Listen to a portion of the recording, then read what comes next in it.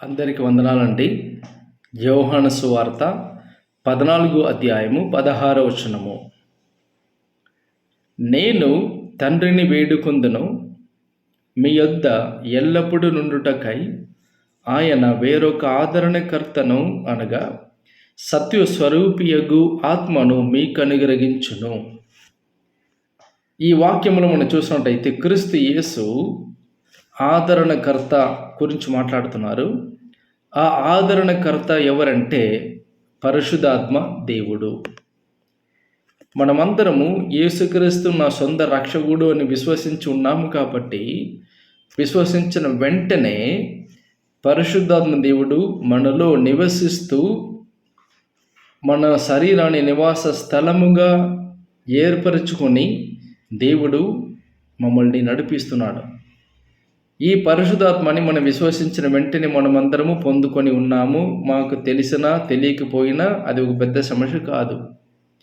దేవుని దృష్టిలో మీరు పరిశుద్ధాత్మ దేవుణ్ణి పొందుకొని ఉన్నారు. ఎందుకంటే ఇక్కడ మనం చూసినట్లయితే మీ యొద్ద ఎల్లప్పుడూ నుండుటకై అని రాస్తుంది. ఎల్లప్పుడూ నుండుటకై అంటే మీరు విశ్వసించినప్పుడు పొందుకొని ఉన్న పరిశుద్ధాత్మ దేవుడు మీతో ఎల్లప్పుడూ ఉంటారు. ఎల్లప్పుడు మీతో పాటు ఉండి సహాయం చేసి తోడుగా నీడగా ఉండి నడిపించడానికి ఆదరణకర్త దేవుడు మీ జీవితంలో ఉన్నారు. ఆదరణకర్త అనే పదానికి మరొక పదం ఉంది. ఆ పదం ఏంటంటే సహాయం చేస్తున్న వ్యక్తి. సహాయము చేస్తున్న వ్యక్తి అని మరొక పదం ఉంది. అంటే మా జీవితంలో మీరు చూసి ఉంటారు. కొందరు అవిశ్వాసులు మీరు చూసి ఉంటారు, కొన్నిసార్లు విశ్వాసులని మీరు చూసి ఉంటారు. నేను ఎప్పుడు దాకా దీన్ని భరిస్తాను, ఎప్పుడు దాకా నేను దీన్ని భరిస్తాను, సహిస్తాను, భరించలేకపోతున్నాను, ఈ బరువు ఎక్కువ అయిపోతుంది, మోయలేకపోతున్నాను, నాకు ఎవరైనా సహాయం చేస్తే బాగుండదు కదా అని చెప్పేసి ఏడుస్తూ మీరు ఖచ్చితంగా ఎవరైనా మీరు చూసి ఉంటారు. అయితే అలాగే ప్రతి ఒక్కరు ఈ లోకంలో ఏడుస్తున్నారండి. అంటే ఎప్పుడు దాకా నేను ఈ కార్యం చేయాలి, తట్టుకోలేకపోతున్నాను, నాకు కావాల్సినది నా దగ్గర లేదు అని చెప్పేసి ఏడుస్తున్న పరిస్థితి ప్రతి ఒక్కరికి ఉంది.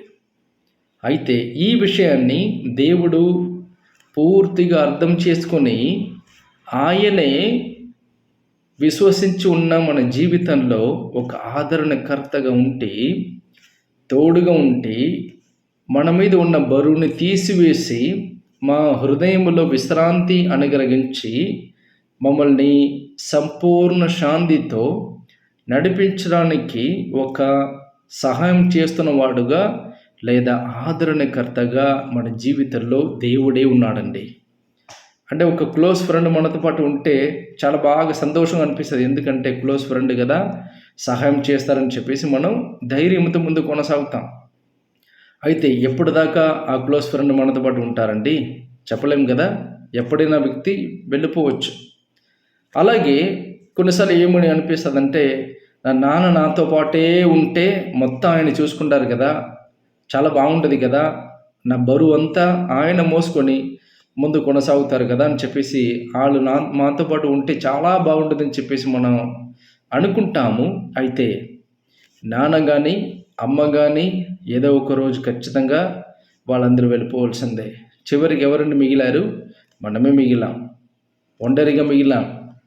అయితే ఇక్కడ దేవుడు ఏమంటున్నాడంటే మమ్మల్ని చూసి నా కుమారుడా, నా కుమారతి, మీరు ఒంటరిగా లేదు.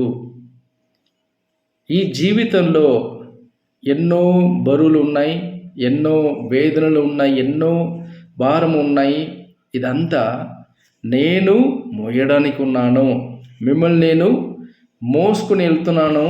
అలాగే మీ భుజం మీద ఉన్న భారాన్ని కూడా నేను మోసి మీ హృదయంలో విశ్రాంతి అనుగ్రహించి సహాయం చేసి మిమ్మల్ని మోసుకొని ముందు కొనసాగడానికి నేను ఉన్నాను.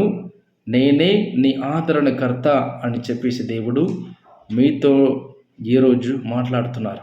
అంటే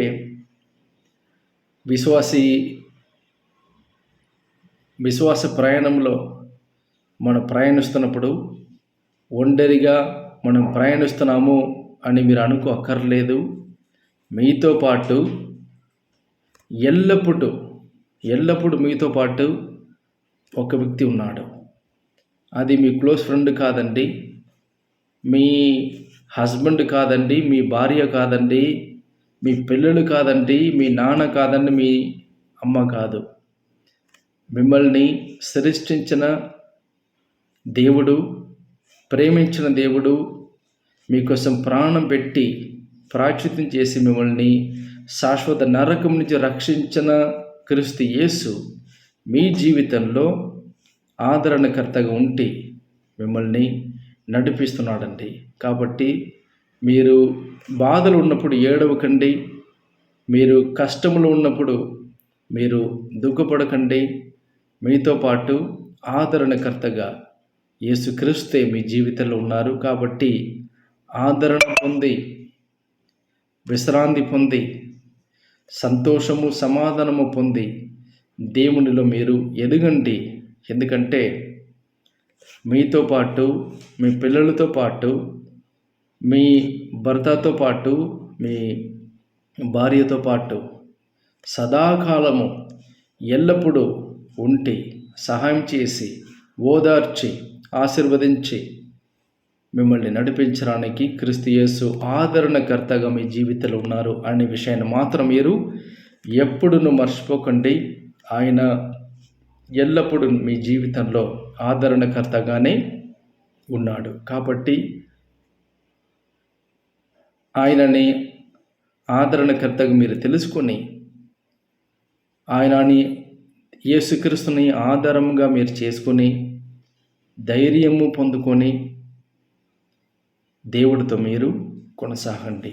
ఎందుకంటే దేవుడు మీ జీవితంలో ఆదరణకర్తగా ఉన్నాడు. మీరు ఒంటరిగా లేదండి, మీతో పాటు ఎల్లప్పుడూ ఉన్నాడు ఒక వ్యక్తి. ఆ వ్యక్తి ఎవరంటే క్రీస్తు యేసు. మిమ్మల్ని రక్షించిన, ప్రేమిస్తున్న, క్షమిస్తున్న క్రీస్తు యేసు మీ ఆదరణకర్తగా మీ జీవితంలో ఉన్నారు. ఆమేన్.